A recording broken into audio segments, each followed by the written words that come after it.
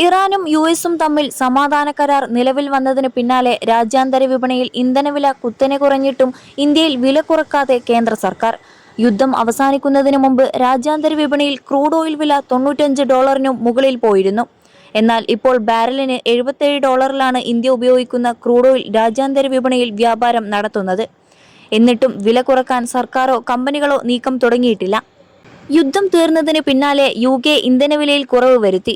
യുദ്ധകാലത്ത് petrol വില UKയിൽ ലിറ്ററിന് 159.53 ആയി ഉയർന്നിരുന്നു. എന്നാൽ യുദ്ധം തീർന്നതോടെ പെട്രോൾ വിലയിൽ 3 പെൻസിന്റെ വരെ കുറവുണ്ടായി. 190 പെൻസിനടുത്തുണ്ടായിരുന്ന ഡീസൽ വില ലിറ്ററിന് 177 ആയും കുറഞ്ഞു. യുദ്ധം തീർന്നതോടെ അന്താരാഷ്ട്ര വിപണിയിൽ പ്രതിഫലിച്ച വിലക്കുറവ് UK ആഭ്യന്തര വിപണിയിലും പ്രതിഫലിക്കുകയായിരുന്നു. UKയുടെ അതേ സ്ഥിതി തന്നെയാണ് US-ലുണ്ടായത്. അമേരിക്കയിലും ഇന്ധനവില കുറഞ്ഞു.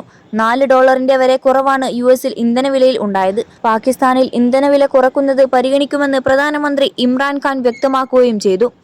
എന്നാൽ അന്താരാഷ്ട്ര വിപണിയിൽ എണ്ണവിലയിൽ വൻ കുറവുണ്ടായിട്ടും 4 തവണ കൂട്ടിയ എണ്ണവിലയിൽ മാറ്റം വരുത്താൻ കേന്ദ്ര സർക്കാർ തയ്യാറായിട്ടില്ല. 21 ലക്ഷത്തോളം സന്തുഷ്ടരായ ഉപഭോക്താക്കളും 2 ലക്ഷത്തോളം തിമിര ശസ്ത്രക്രിയകളും പൂർത്തിയാക്കിയ മലബാറിലെ ഏക കണ്ണാശുപത്രി Al Salama high hospital, hospital road, Perinthalmanna. ഇന്ധനവില കുറക്കുമോ എന്ന ചോദ്യങ്ങളോട് മറുപടി പറയാൻ പോലും കേന്ദ്ര സർക്കാർ ഇതുവരെ തയ്യാറായിട്ടില്ലെന്നതാണ് കൗതുകകരം. അതോടൊപ്പം G7 ഉച്ചകോടിക്കിടെ പ്രധാനമന്ത്രി നരേന്ദ്രമോദിയുമായി നടത്തിയ കൂടിക്കാഴ്ചയിൽ അദ്ദേഹത്തെ വാനോളം പുകഴ്ത്തി American president Donald Trump. Narendra Modi സുന്ദരനായ വ്യക്തിയാണെന്നും രാഷ്ട്രീയത്തിൽ അദ്ദേഹം അതിശക്തനാണെന്നും ട്രംപ് വിശേഷിപ്പിച്ചു. ഉഭയകക്ഷി ചർച്ചകൾക്ക് മുന്നോടിയായി മാധ്യമങ്ങളോട് സംസാരിക്കവെയായിരുന്നു ട്രംപിന്റെ പരാമർശം. വ്യാപാരം, പ്രതിരോധ സഹകരണം, പ്രാദേശിക സുരക്ഷ എന്നിവ ചർച്ച ചെയ്യുന്നതിനായാണ് ഇരു നേതാക്കളും ഫ്രാൻസിൽ വെച്ച് കൂടിക്കാഴ്ച നടത്തിയത്. മോദി വളരെ ശക്തനായ ഒരു ചർച്ചക്കാരനാണെന്നും ട്രംപ് കൂട്ടിച്ചേർത്തു. 2020 ഫെബ്രുവരിയിൽ ഇന്ത്യ സന്ദർശിച്ചപ്പോൾ അഹമ്മദാബാദിൽ തനിക്ക് ലഭിച്ച നമസ്തേ ട്രംപ് സ്വീകരണത്തെ ട്രംപ് വൈകാരികമായി ഓർത്തെടുത്തു. നമസ്തേ ട്രംപ് പരിപാടി വലിയൊരു അനുഭവമായിരുന്നുവെന്ന് ട്രംപ് പറഞ്ഞു. നരേന്ദ്രമോദി സ്റ്റേഡിയത്തിൽ 10,000 പങ്കെടുത്ത ആ പരിപാടി ഇന്ത്യ-US ബന്ധത്തിലെ നിർണായക നാഴികക്കല്ലായാണ് വിലയിരുത്തപ്പെടുന്നത്.